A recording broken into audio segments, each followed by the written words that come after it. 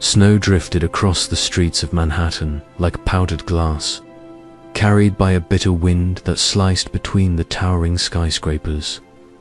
The city was glowing tonight, every window reflecting light across the frozen pavement.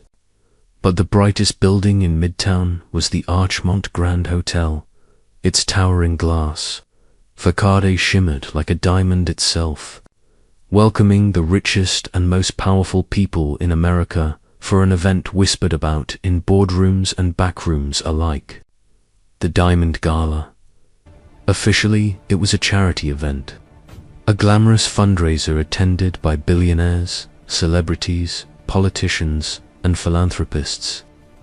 Cameras would capture smiling faces, champagne toasts, and speeches about generosity. But the truth was far more complicated. Behind the glitter and the velvet ropes, the Diamond Gala was something else, entirely a quiet meeting place for people who shaped the world from the shadows. Men who moved money across continents with a phone call. Women who owned companies powerful enough to bend governments. And tonight, as snow continued to fall in thick white spirals, another kind of power was arriving. A black limousine rolled slowly toward the hotel entrance, its engine humming like a predator approaching its territory. The vehicle stopped beneath the glowing canopy where photographers and security guards waited, breath turning to mist in the icy air. The driver stepped out first, circling the car before opening the rear door. Marco DeLuca emerged like a king stepping onto his throne. He was tall, broad-shouldered, dressed in a custom black tuxedo tailored so perfectly it looked carved onto his body. If you're enjoying this story, don't forget to support us on Patreon. Get more exclusive romance and drama stories, daily videos, and long-length audio storytelling. Link in the description.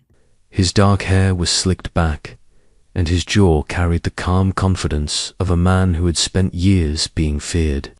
In the underworld, Marco DeLuca had a nickname, the Lion of Manhattan. His empire stretched through shipping docks along the Hudson, through nightclubs pulsing with neon lights in Brooklyn, through casinos and real estate projects scattered across the East Coast.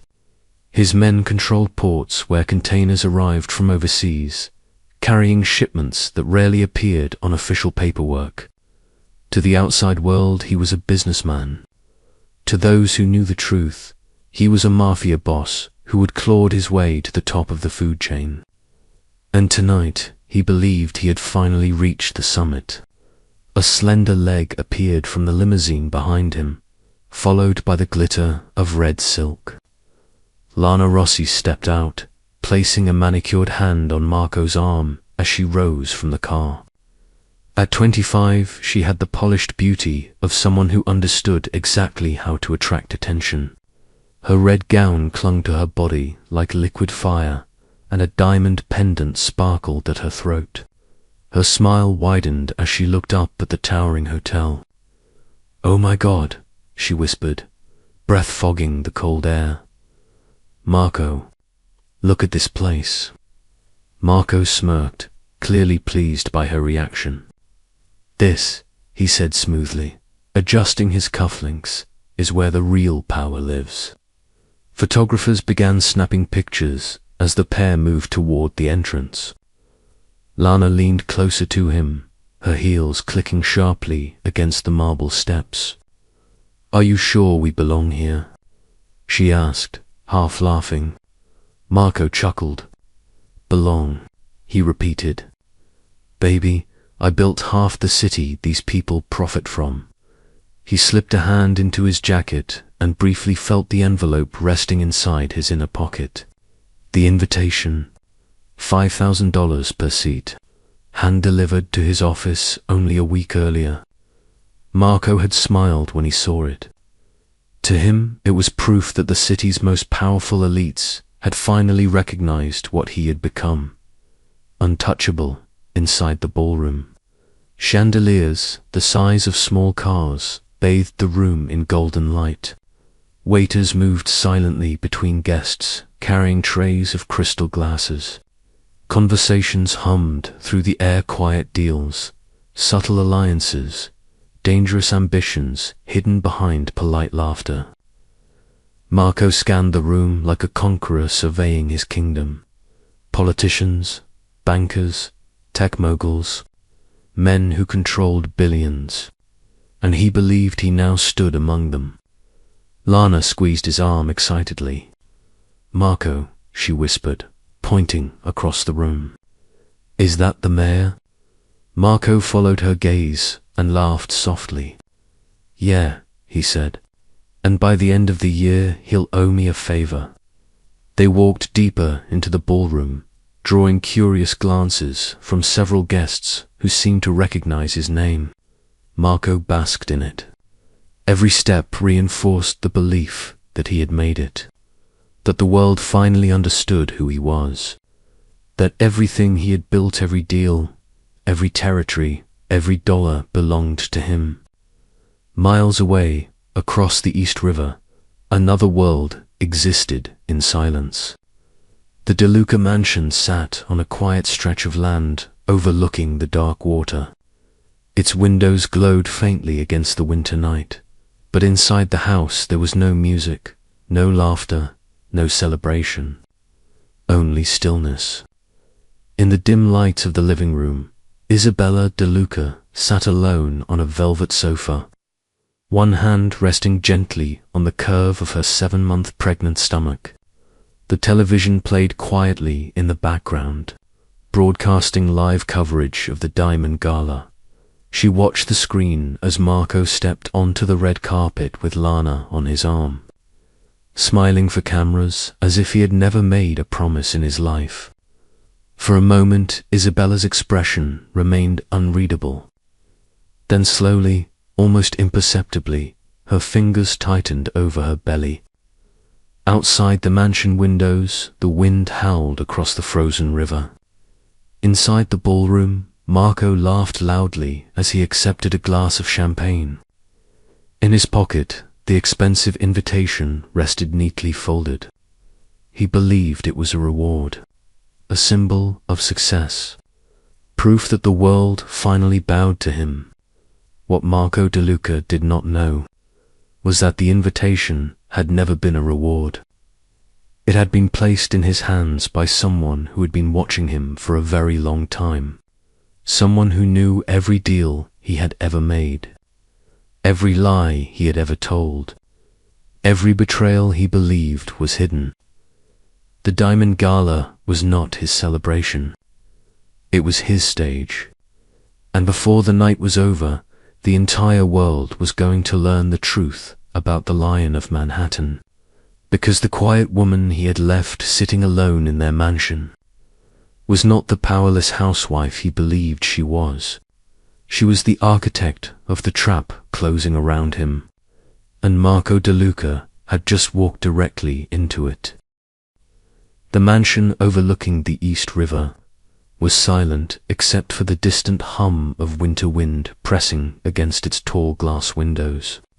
The house was enormous, built of marble and steel, the kind of place that was meant to echo with laughter and parties and music drifting through the halls.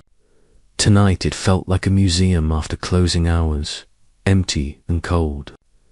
Isabella DeLuca sat alone in the dim living room, the soft glow of the television flickering across her face as cameras outside the Archmont Grand Hotel captured the spectacle of the Diamond Gala. Her husband's face appeared on the screen again, smiling for reporters while his mistress clung to his arm like a red silk ribbon tied around a trophy.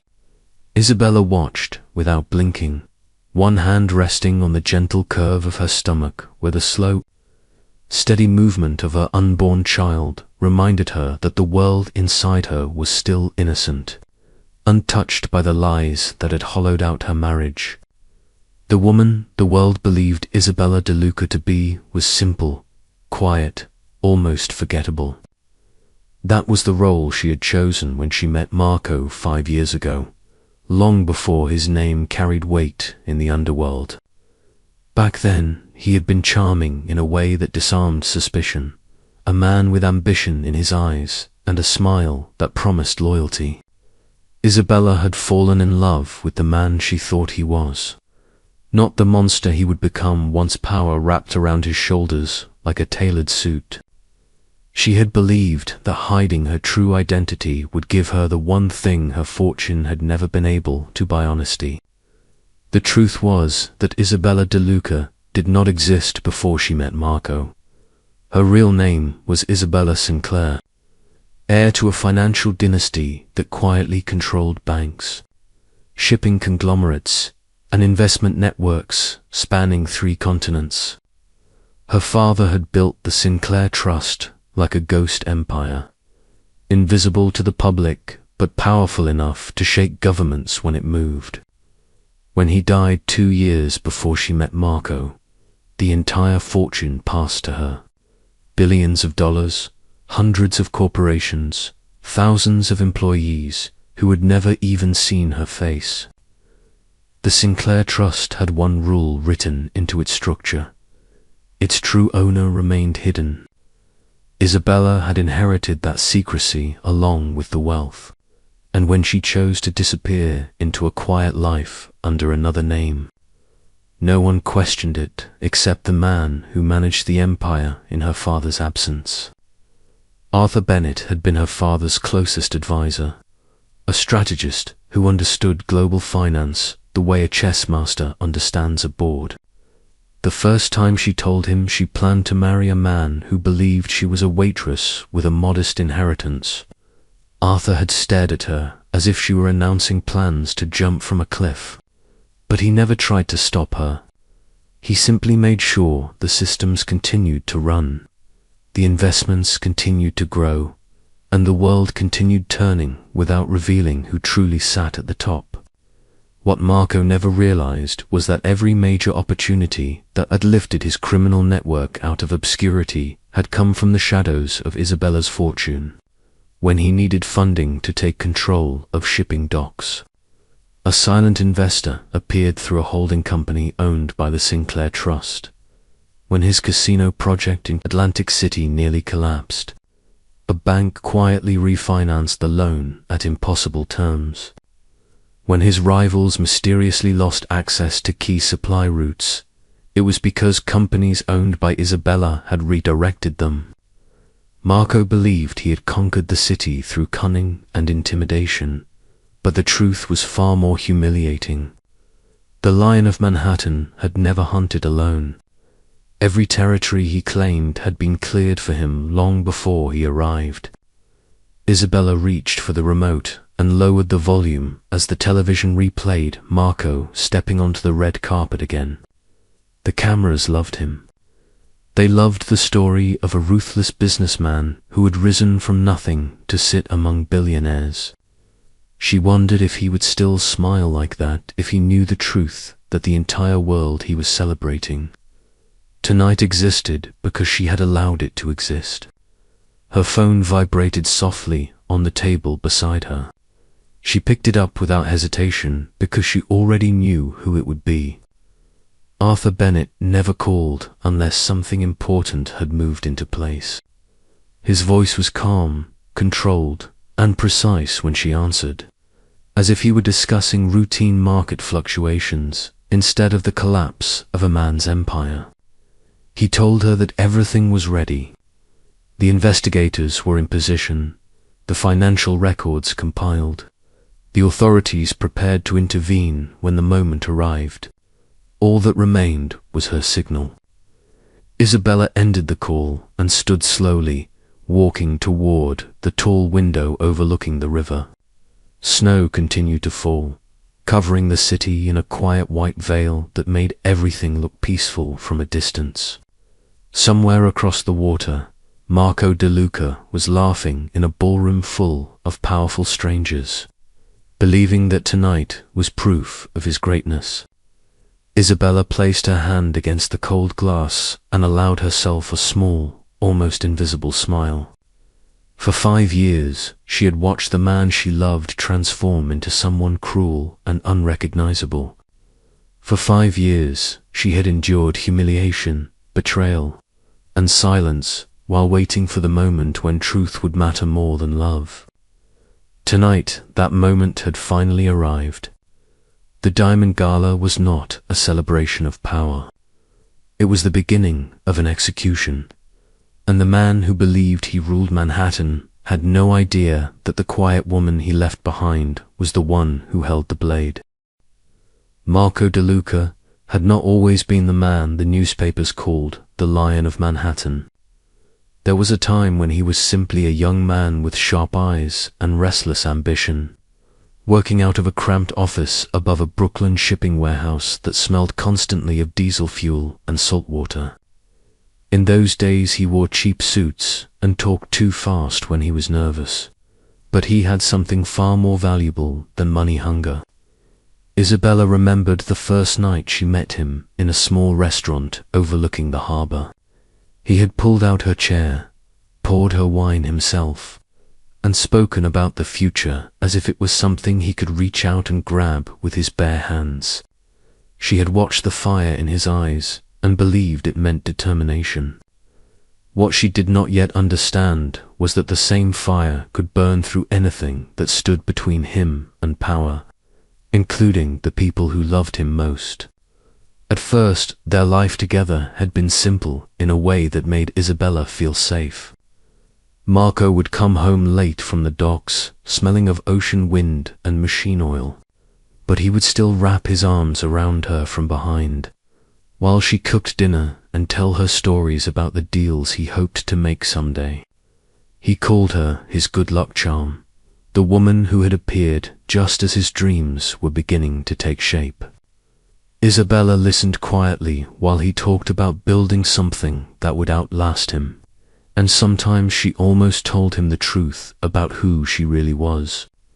But every time she considered revealing her identity, she stopped herself. She wanted to know whether Marco loved her or the idea of what she could give him. The test felt innocent at first, like a small secret that would eventually become a funny story between them. The first real change came when Marco secured control of the Hudson cargo terminals, a move that catapulted him from a small-time operator into a serious force in the underworld. Overnight, the shipments arriving through his docks multiplied.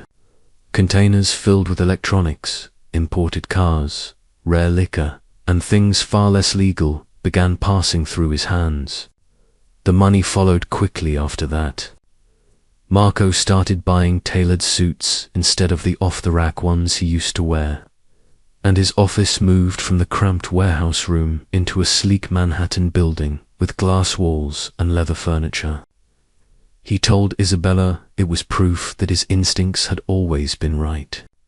What he never questioned was how the deal had been possible in the first place. The corporation that had financed the port acquisition was called Meridian Holdings, a shell company that existed solely on paper. Marco believed he had convinced its mysterious investors with his charisma and intelligence. In reality, Meridian Holdings was owned entirely by the Sinclair Trust, and the decision to back him had been made quietly by Isabella months before he even knew the opportunity existed. As Marco's empire expanded, something inside him hardened. The kindness that once made Isabella feel loved began disappearing in small, almost invisible pieces. Compliments turned into criticisms, disguised as advice. He stopped asking about her day and started reminding her how fortunate she was to live the life he had built. When she became pregnant, the shift grew sharper. Instead of excitement, Marco reacted with impatience, as if the child were an inconvenience interrupting his momentum. He traveled more often, claiming business meetings that stretched late into the night. Isabella learned about Lana Rossi, the way many women learn about the other woman through the small mistakes arrogant men assume will never be noticed. A lipstick stain on a shirt collar, a receipt from a restaurant he swore he had never visited, the faint perfume lingering in a car that supposedly carried only him. Each discovery felt like another crack spreading through the foundation of the marriage. she had tried so desperately to protect. But Marco had grown too accustomed to success to notice the storm building around him. Every victory made him louder, more confident, more certain that the city belonged to him. His nightclubs became gathering places for politicians and celebrities who wanted proximity to danger without consequences. His casinos poured money into accounts that seemed to multiply endlessly. What Marco did not understand was that every one of those accounts traced back to the same invisible source. The Sinclair Trust had funded his operations through a web of corporations, so complex that even forensic accountants would need months to untangle them. Isabella had never intended for it to become a trap. In the beginning, she believed supporting his ambitions would strengthen the man she loved. Instead, it had revealed the truth hiding beneath his charm.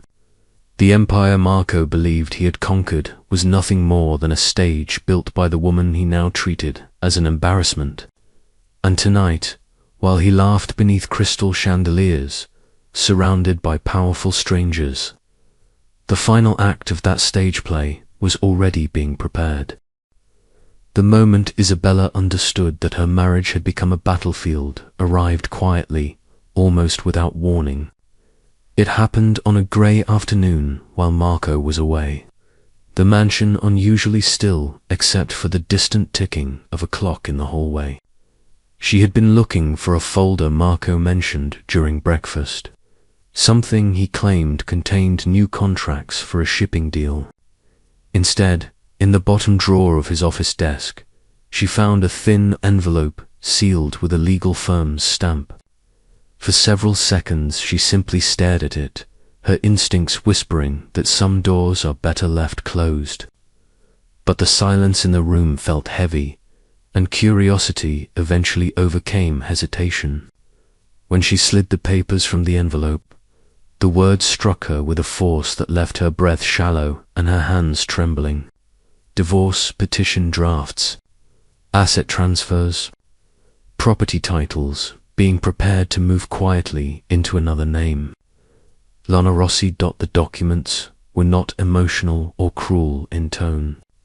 They were clinical, efficient, written with the detached precision of lawyers who viewed relationships as financial transactions.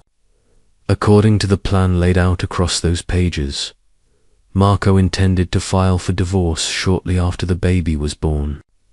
The mansion would remain in his possession, his business interests untouched, while Isabella would receive a modest settlement designed to make her disappear quietly.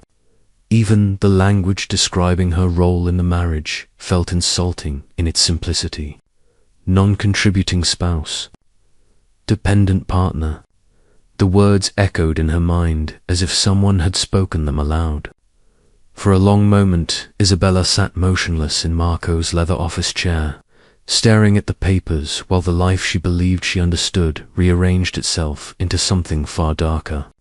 She realized that Marco did not merely plan to betray her.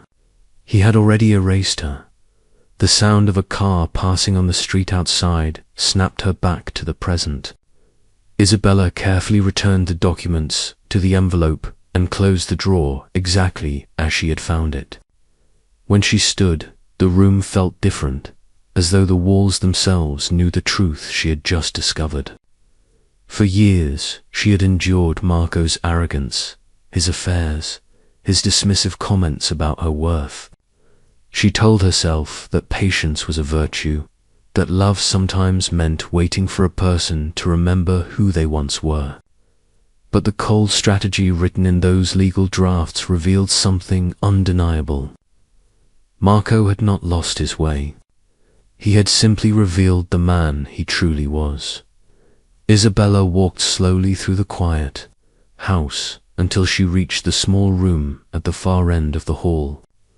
A room Marco believed was nothing more than a storage space filled with old furniture and forgotten boxes. The door required a security code he had never bothered to ask about. When it clicked open, the dim interior lit up with the soft glow of computer monitors and encrypted communication terminals. This was the one place in the mansion where Isabella Sinclair still existed.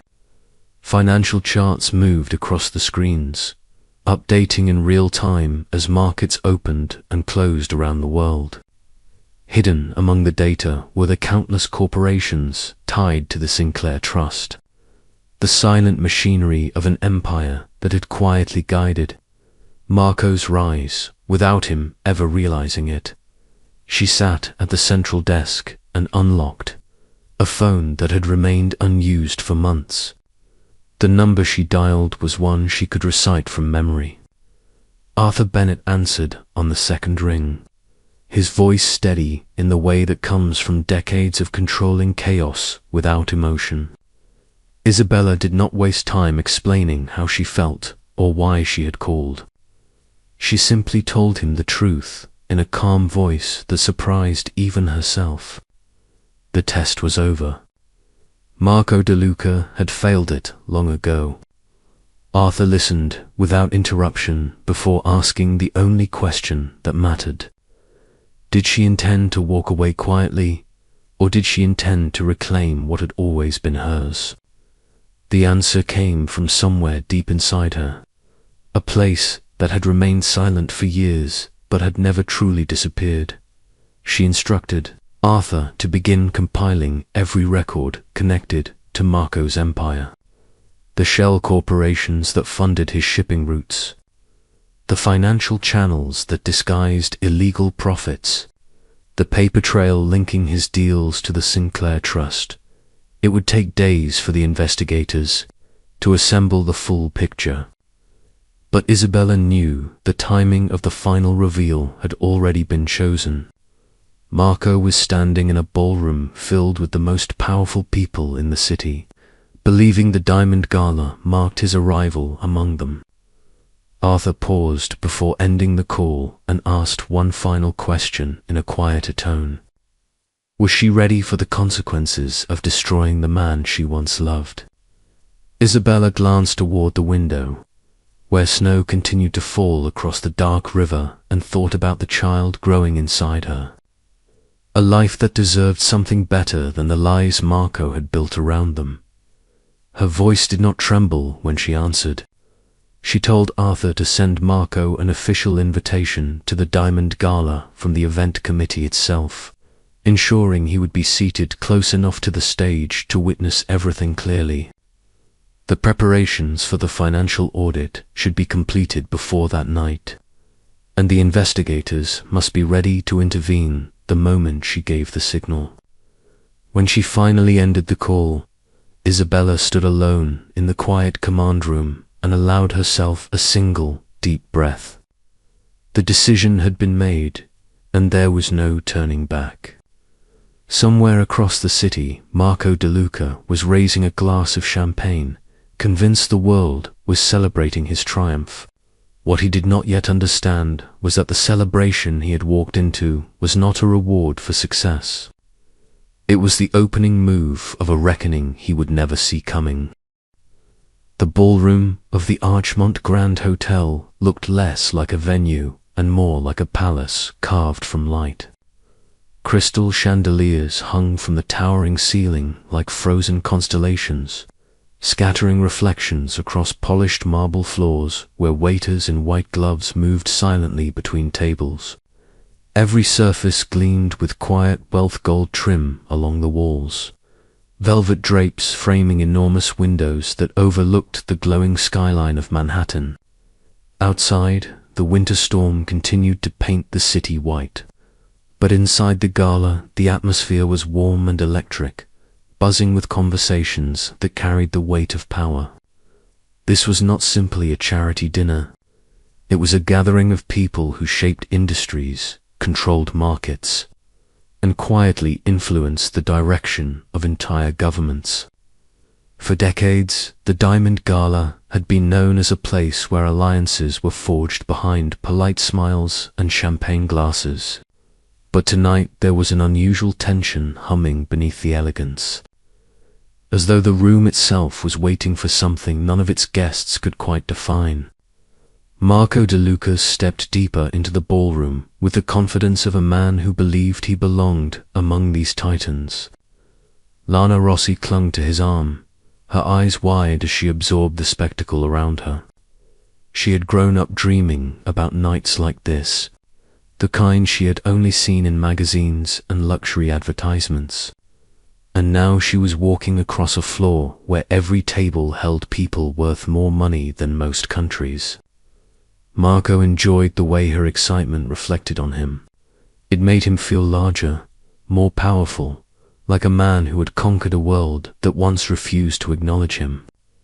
He greeted several familiar faces with firm handshakes and confident smiles, casually mentioning new business ventures and expansion plans for his casinos, as if discussing weather forecasts.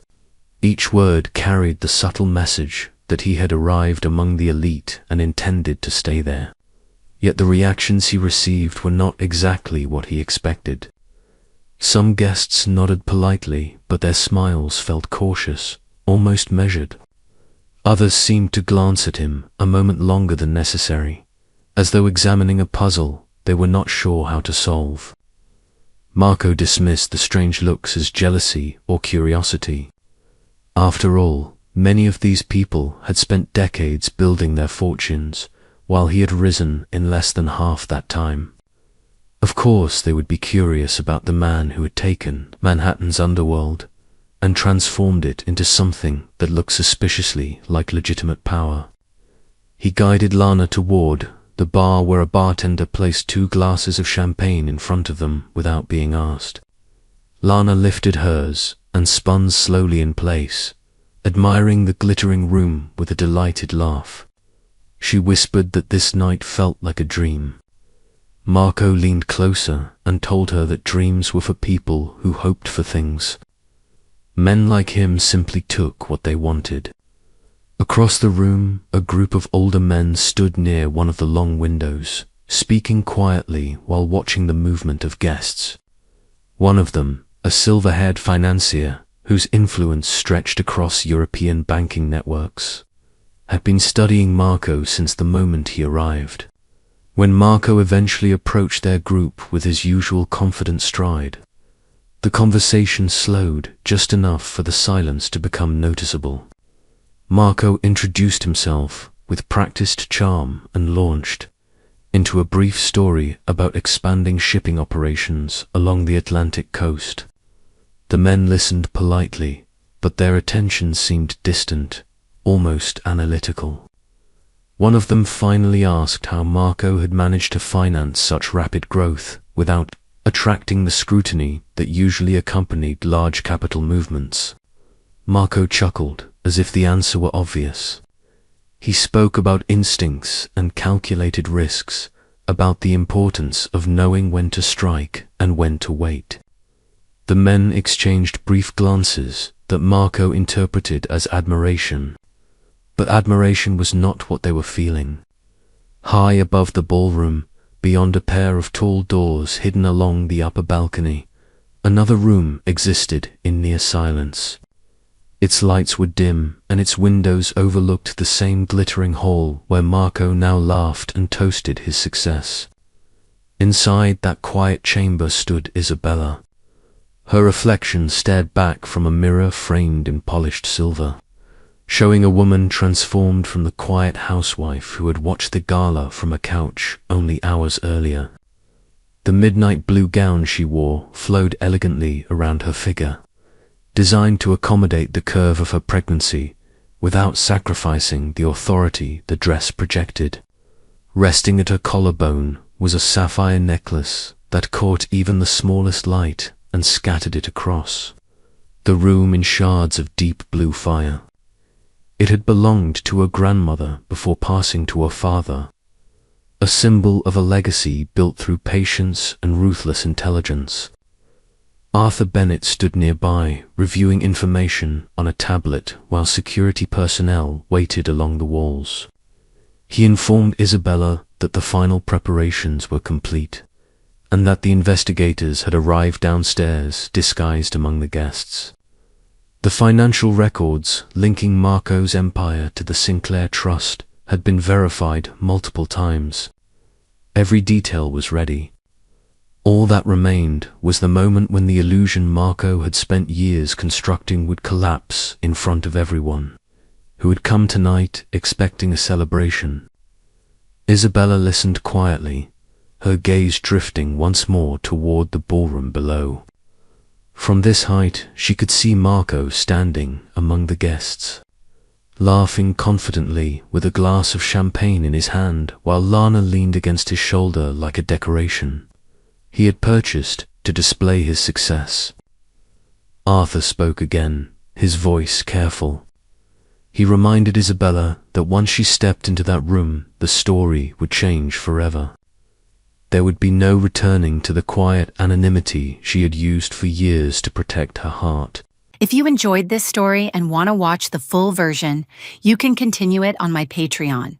On Patreon, you will find the complete story and many more exclusive stories, including alpha, mafia, and romance dramas. If you love deep emotional stories, powerful characters, and dramatic relationships, Patreon is where I share the full experience. Visit my Patreon to unlock the full story and support the channel. The Patreon link is available in the video description below.